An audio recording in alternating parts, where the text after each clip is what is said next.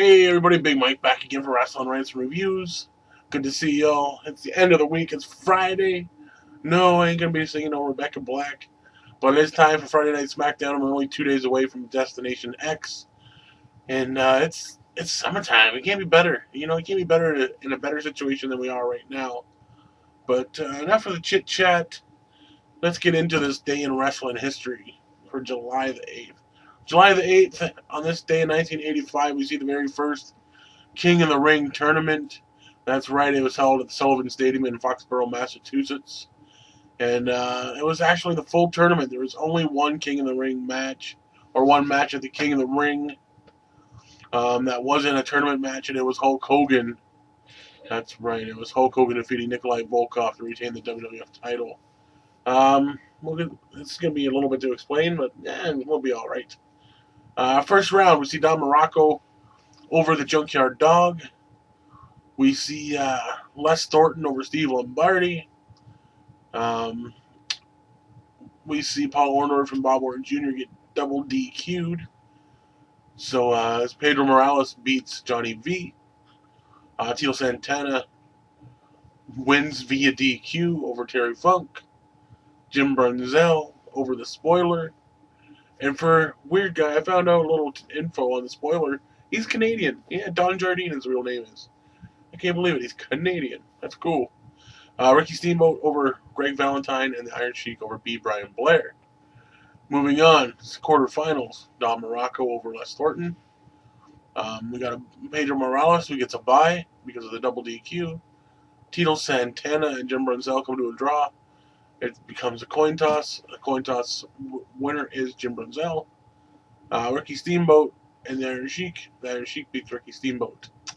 Terrible, terrible, terrible. Semifinals, we got Don Morocco over Pedro Morales.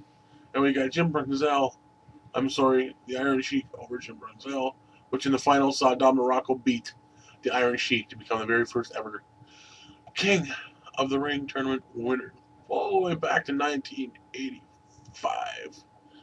So there we go. That was our event for today. It was kind of eventful, part of the fun. Moving on to title changes. This day in wrestling history. 1968, we got Fritz von Erich defeating Chris Markoff to win the Texas Brass Knuckles title. Also in 1968, Klondike Bill and Skull Murphy, my bad, defeat Kentaro Oki and Michiaki Yoshimura to win the All Asia Tag Team titles.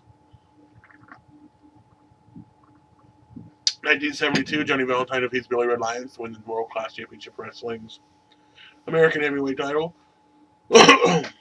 In 1988, Kerry Von Erich and Kevin Von Erich and Michael Hayes defeat Buddy Roberts, King Parsons, and Kamala, subbing for Terry Gordy to win the World Class Championship Wrestling World Six-Man Tag Team titles.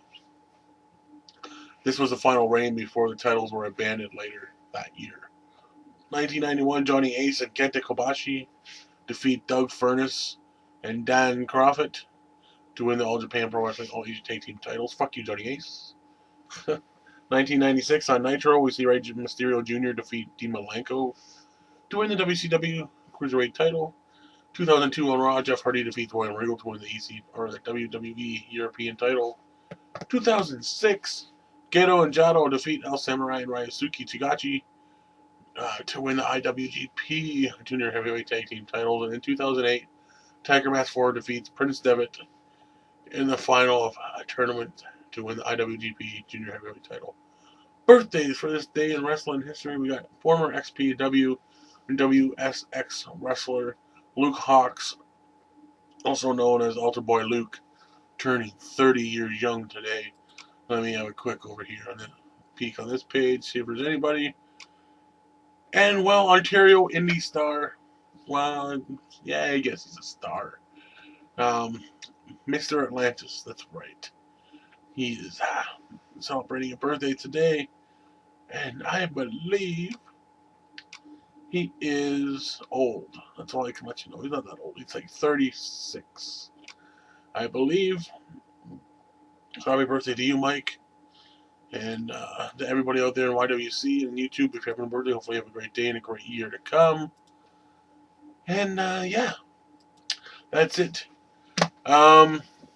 IWWS channel is still up and running, even though we had another little mishap last night. We had a little run in with the Pizza Hut fuck. Laugh that to the bank there, faggot. Let me know what you think about that. Members, get a hold of me if you're wondering what's going on, and I'll be glad to fill you in. But other than that, I am Big Mike, and this has been another day in wrestling history.